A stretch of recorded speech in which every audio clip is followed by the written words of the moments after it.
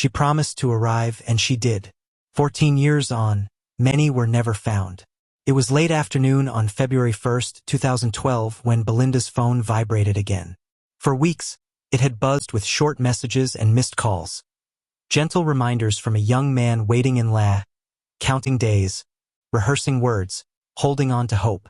That afternoon, one final call came as Belinda stood beneath the narrow shelter at Kim Wharf, West New Britain, beside two neatly packed bags. The wind cut sharply across the wharf, carrying the cold breath of Kim Bay. Above her, the sky had darkened into heavy layers of black clouds stretching toward the distant Bismarck Sea. Rain fell without mercy, soaking the concrete, the wharf, and the quiet anticipation of passengers waiting to board. Belinda was returning to La, where she worked with the Morobe mission of the Seventh-day Adventist Church.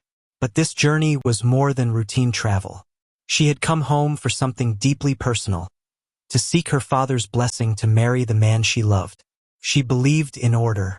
She believed in respect. She was her father's daughter. Her father, the late John Kembu, was a respected pastor of the Seventh-day Adventist Church in Kim. To Belinda, his blessing was not a formality, it was essential. Somewhere in La, the young man waited. "I will tell you first thing when I arrive," she whispered during their last call, her voice soft with excitement. She laughed as she added, "I'll bring you to Kim sooner than you think." That afternoon, Belinda boarded the MV Rabaul Queen, carrying her secret, her promise, and her future.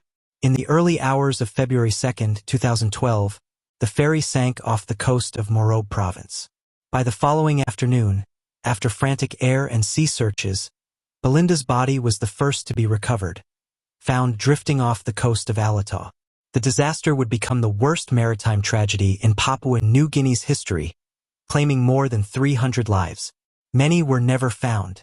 When this story was gathered from her family later that year, the young man who had made those calls remembered her laughter clearly. He remembered the excitement in her voice. He remembered her promise. For days after the sinking, he arrived at Hoskins Airport, not to meet Belinda, not to begin a future, but to receive her body. Only then did the meaning of her words settle heavily in his heart. She had brought him to Kim sooner than he thought. Belinda's story is only one among hundreds, stories that tore families apart, leaving empty chairs, unanswered questions, and quiet grief that still lingers. For those whose loved ones were never recovered, there were no bodies to bury, only ceremonies at sea. Flowers were cast into the water. Letters were read aloud to the waves. Tears disappeared into depths that refused to give answers. 14 years on, photographs may fade and voices may grow faint in memory, but the pain of that early morning on February 2nd, 2012 remains, an open wound carried quietly by families across the nation.